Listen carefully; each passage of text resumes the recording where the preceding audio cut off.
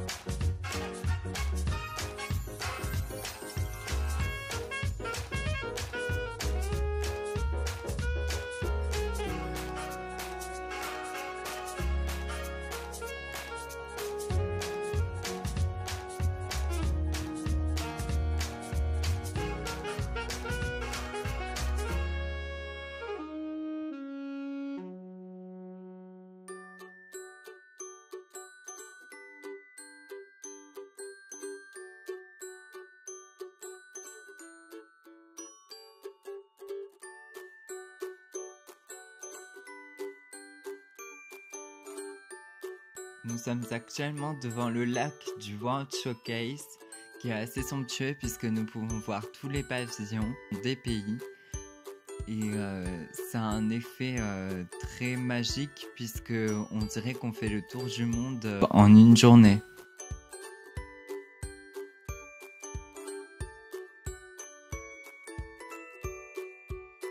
Donc là on est en train de faire la queue pour la Reine des Neiges. C'est vraiment magique. C'est assez surprenant puisque on a vraiment la reproduction à l'identique du village d'Arendelle.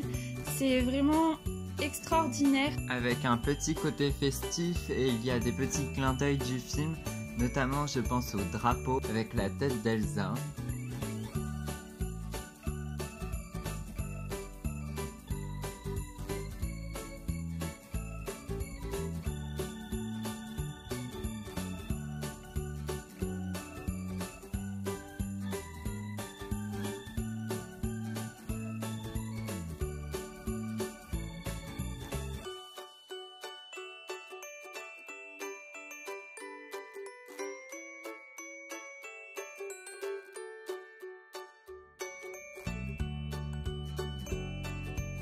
Et ensuite, une fois qu'on a terminé de faire la queue, on embarque à bord d'une espèce de pirogue. Et là, on est vraiment ébloui par la synchronisation, par les effets spéciaux et par l'ambiance que dégage cette attraction. Elle est magique, on a même l'impression de la faire en 360 degrés, puisqu'à un moment donné, quand on est accueilli dans le château de la Reine d'Elsa, elle nous propulse du bateau et on fait une petite chute à l'envers. C'est vraiment magique et c'est une attraction pour laquelle on ne peut rien lui reprocher. Et nous avons hâte qu'elle puisse enfin sortir à Disney Hollywood Studios, à Disneyland Paris.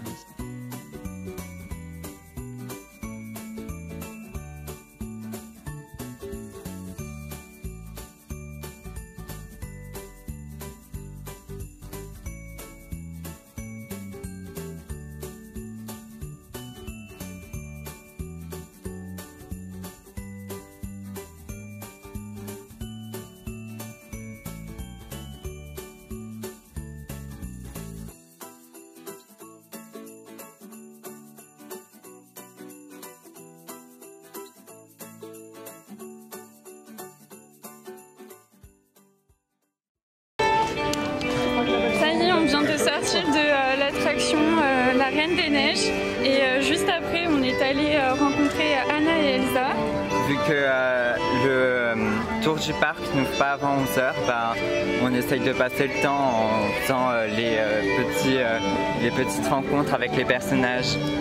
Et c'était super parce que on a pu discuter et échanger avec elle. Bon, Elsa elle est un peu plus réservée que Anna. Un peu comme dans le film, je pense qu'ils essayent vraiment de faire comme si c'était les personnages du film. Et elles ont adoré Maîtresse, surtout Anna a dit oh, qu'est-ce que c'est joli, et même la cast member a dit mais c'est vous Anna. Du coup voilà, c'était assez marrant. Et là on va se diriger vers le temple du Mexique pour voir l'attraction Los Caballeros. On se retrouve juste après.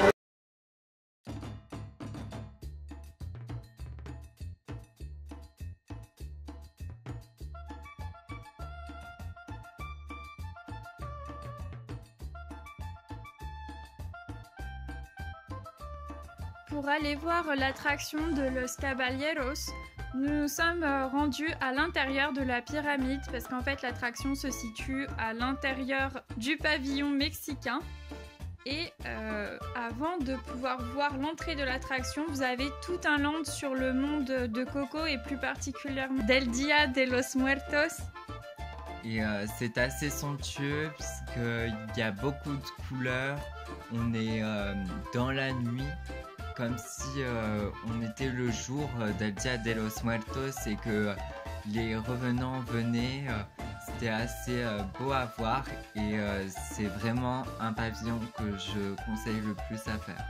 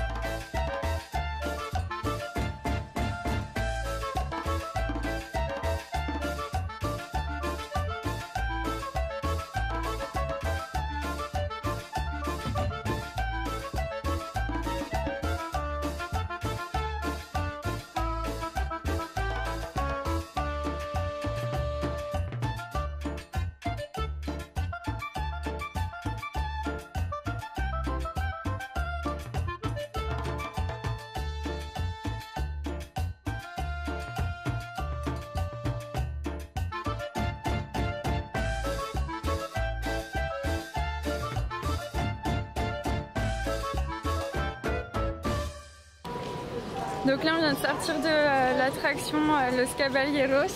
Qui était assez belle et assez typique du Mexique. En plus ça ressemblait un peu à la maison des poupées mais version Amérique latine. Donc c'était assez sympa et on reconnaissait assez bien le film. Et aussi les couleurs étaient très vives, c'était vraiment magnifique. Et je repense aussi au moment où il y a eu le feu d'artifice qui faisait vraiment réel. L'effet spécial était vraiment bien fait. Donc voilà, c'est super. Bon, par contre, c'est vrai que l'attraction a un peu vieilli en soi, puisque quand on voit par exemple Donald et les Caballeros, ils ont un peu du mal à bouger, entre guillemets. Mais sinon, voilà, c'est aussi le film qui date un peu, donc ça a son charme. C'est l'heure d'Halloween.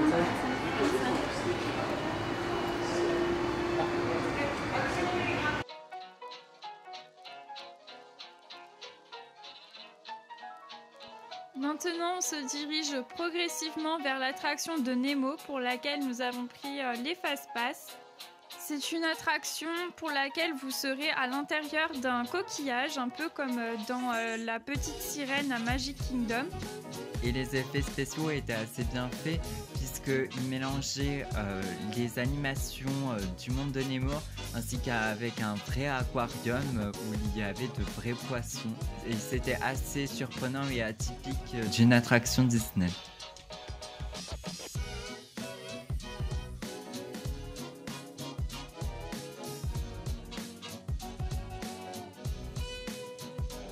Une Une fois que vous êtes sorti de votre petit coquillage, vous arrivez dans la Sea Base. En fait, c'est une grosse base, comme son nom l'indique, dans laquelle vous pouvez accéder à des aquariums qui sont spectaculaires, vraiment grandioses. Vous avez tout type d'animaux marins. C'est assez sympa puisque c'est toujours un peu sur le thème du monde de Nemo. Et vous pouvez aussi accéder à l'attraction Turtle Talk with Crush.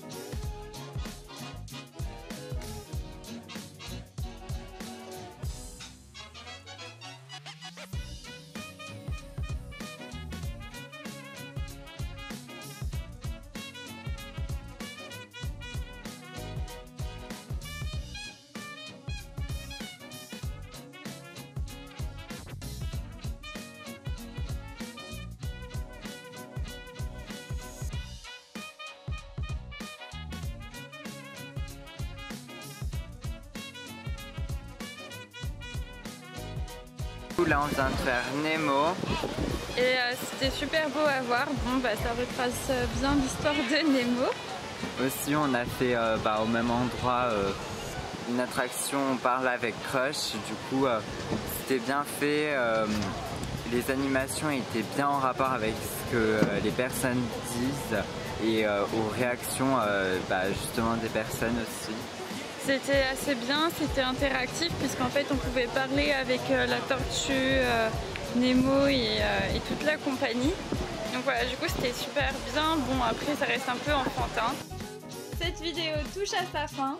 On espère qu'elle vous aura plu. N'hésitez pas à liker cette vidéo, vous abonner à notre Instagram parce qu'on y publie toujours des photos en rapport avec Disney World. Et n'hésitez pas non plus à nous suivre sur la chaîne YouTube puisqu'on postera aussi les autres parcs et la suite de cette vidéo. Et on se dit à la semaine prochaine justement pour la deuxième partie de notre journée à Epcot. Ciao!